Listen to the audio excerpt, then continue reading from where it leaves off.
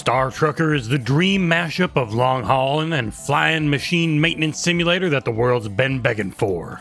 You're Lucky J. You'll be hauling cargo all over the galaxy to earn some cash, and maybe even solve a few mysteries.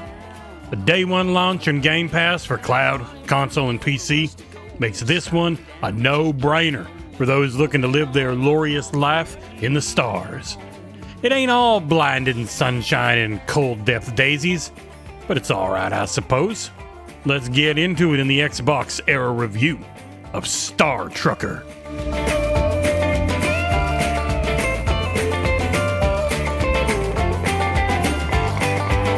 Star Trucker starts off with a solid tutorial if you so wish, or you can dive headfirst into the hauling life that's as easy or as difficult as you want. You are flying a space truck through a small galaxy full of floating garbage. You'll find space roads that are clean, but they've got traffic and speed limits to contend with. It's always a fight to stay alive in these cold depths as your batteries will drain, filters will get used up, and gas will run out. At its base, Star Trucker is a never-ending balancing act of keeping your packages safe, delivering them on time, and making sure your truck ship keeps working. There are a number of main quests in the game that you will want to focus on for a while as they open up the game's various mechanics. You have your basic deliveries, ones that have strict timers. There are precious cargo ones, fragile cargo ones, and it all feels really damned good as you fly around. Star Trucker is a mix of an earthbound truck delivery sim and kinda something like Elite Dangerous. You have various battery banks, filters, CPU terminals, and more on your ship that must be maintained. If you hit an object, you'll get a hole in your hull that requires you to spacewalk and repair it. Even that system has a battery and CPU attached to it that can run out if you use it too often. I found normal difficulty to be a great balance of relaxing drives while still having to really focus on proper maintenance. There are various difficulties from easy to essentially I hate myself, but I chose custom for this review as I wanted to see as much of the game as possible, so I made a few of the more overbearing systems. I'm looking at you batteries and made that a touch easier. Let's get into each system you must maintain and how it all works. The main system you'll interact with are your thrusters. You're flying through space, so you have 3 sets of thrusts that move you back and forth, up and down, and spin your cab to level things off.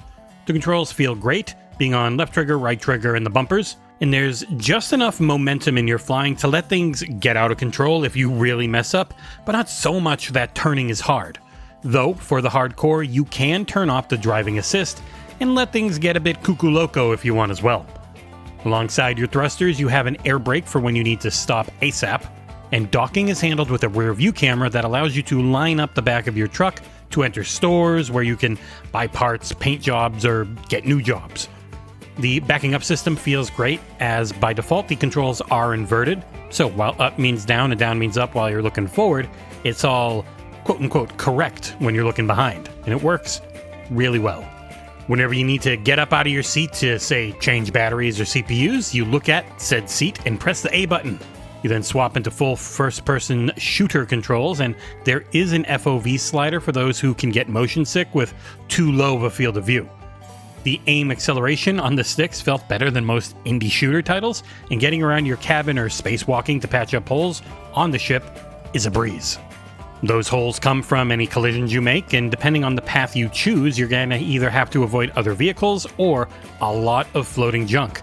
A straight line will only be the fastest way if you manage to not hit anything, as losing oxygen from holes in your ship will quickly tear through battery and air filter durability. If you ever pass out from a lack of O2, then you're looking at a hefty rescue bill as well. And you can go into debt, though it's real hard to work your way out if you aren't very patient. The game slowly introduces a large number of new systems, with most of them being tied to the later areas you can explore. An early one is a shutter system that allows you to visit the more volatile star systems, where extreme weather can fry or freeze the inside of your cab.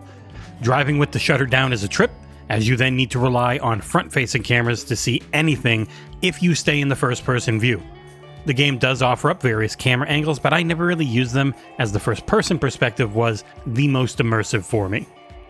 And Space Trucker is a really pretty game. Your starting truck may look a bit hideous, but don't fret. You'll unlock new paint jobs in no time. And the views, woo-wee, are they gorgeous. With dozens of locations to visit, I was in love with the game's take on spacebound trucking societies. The planets, nebulas, and stars around you as you traverse these star roads looked great on both Xbox and a PC at max settings. The game is always running at a high frame rate, even on console, though there was no HDR available there. My main issue with Star Trucker is the writing and the voice acting. It's not major, as it doesn't really come up as often mid to later on as it does early, but when it's there, it just wasn't my cup of tea. There's lots of southern US trucker jargon being thrown around, and as the kids would say, it could be a bit cringe.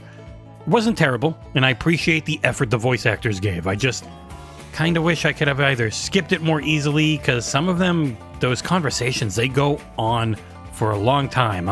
I'm looking at you, trivia game, over the CB radio. And the radio itself, along with various systems in the truck, is really neat. You have to look up and grab the CB radio so you can reply to others, and you get a few lines to choose from most of the time. There's also an in-game radio that just plays music that you can turn on and off, but it just was all country music and I was not into it. There will be incidental music that plays if you don't turn that radio on as well. And best of all, I didn't run into any bugs while I was playing. It's a play anywhere title, and the functionality of that worked beautifully. I was able to jump between Xbox and the Microsoft Store PC versions with no issues as long as I gave it 15 or 30 seconds for saves to sync. And quick resume was perfect, which makes sense as the game seemingly has no online functionality.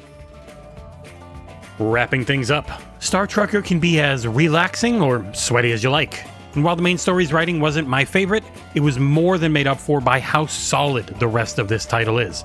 It looks great, feels damn good to play, and I could easily see it becoming a new go-to podcast game for millions of Game Pass players.